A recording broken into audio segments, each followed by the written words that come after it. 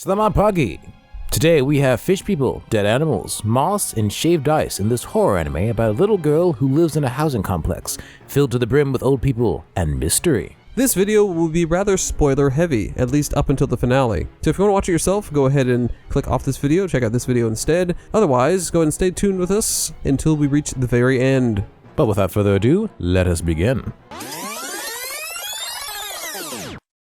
Well, that was quite the prologue. In this story, we kind of follow Kimi Shirokado. Kimi Shirokado, a 9-year-old girl who's all too bubbly in personality. I honestly found her to be somewhat annoying, but we did watch the dubbed version of this anime, so maybe that's why. Either way, the other residents love her, perhaps a little too much and without too much reason. One of the residents, Takashi, is looking through some binoculars and sees something pretty fishy. I say fishy because it has fins. The weather in this place is pretty hot. So Kimi and some of the old people go down to the storage cellar to get an old shaved ice machine. Down there, Kimi and Takashi find some pretty wacky, goofy, uber creepy stuff.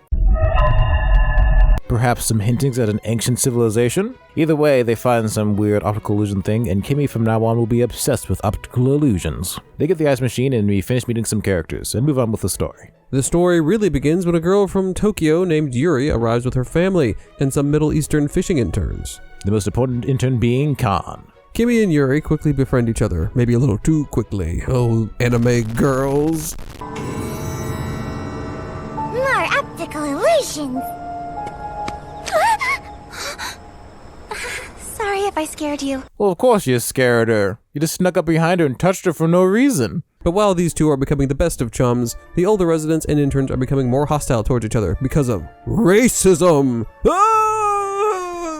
The scariest thing of all. Now, one of the biggest problems I have with this series is that it kind of sucks when it comes to character introduction. For instance, Yuri's father never gets a proper intro, despite the fact that he's a big part of the final episode. The only defense for this is that the story is told from Kimi's point of view, and maybe because she rarely sees some characters, they don't pop up at all, but I don't know, that's a bit of a stretch. While Kimi and Yuri explore the old storage cellar mentioned earlier, they find some weird drawings and a pen that belongs to this guy named Hideo, a man who spends way too much time indoors and lives with his mother. Not that there's anything wrong with that, although maybe there is. By the way, there seems to be something significant about the dates on this calendar, but I can't tell because I can't read Japanese.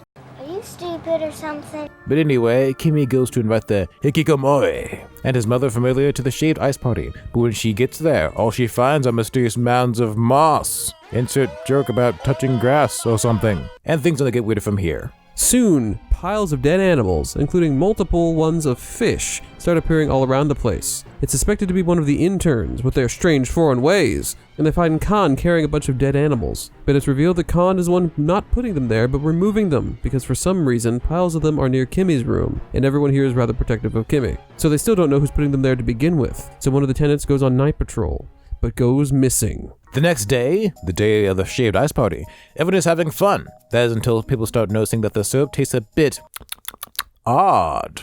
Upon investigation, a severed dog head is found, and that's just gross. Disgusting! Tensions rise between the tenants and the interns. Takashi, who is at this point one of the main characters, tries to calm everyone down, but people are still suspicious of one another. While this is happening, someone goes to find the old guy who went missing last night, but all they find is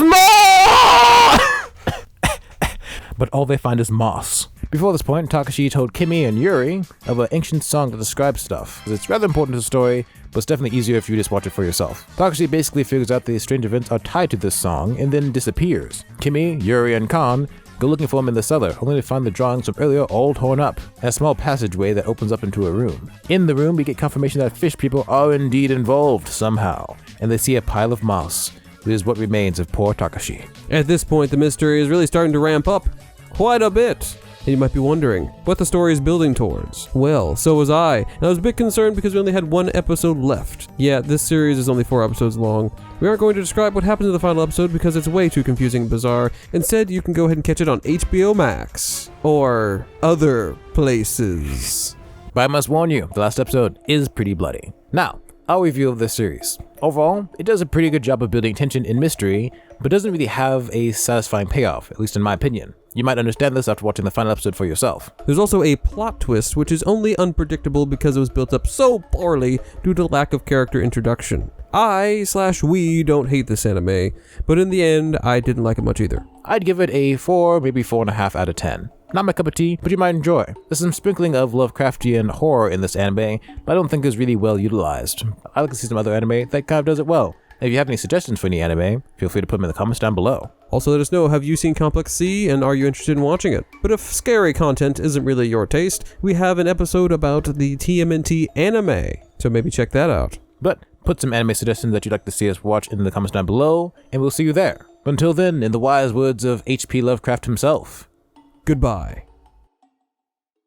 oh, you're still here? Well, in that case, we might as well tell you about the conclusion. It turns out that song from earlier was about two gods that used to reign in the area, and all that was real. Kimmy is the reality-bending, more powerful god, and she's kept Complex C in a time loop in the year 2000. She wanted to run an experiment and create a utopia in Complex C, so she manipulated their minds, which is why everyone loves her so much, and the dead bodies are hidden by moss, so they won't worry. Yuri's family are descendants of the fish people. This is never really explained. And they have been doing all the killings, and they proceed to kill almost everyone in the complex as human sacrifices to the Cthulhu-like god to bring him back. They try to kill Kimmy, but then she reveals that she's the greater god, and kills Yuri's parents in a disturbing scene, and then kills Yuri herself. Khan is the only survivor and leads the remains of Complex C before a coming tsunami sweeps the area. And now I'm sure you're more confused than you were before. Goodbye.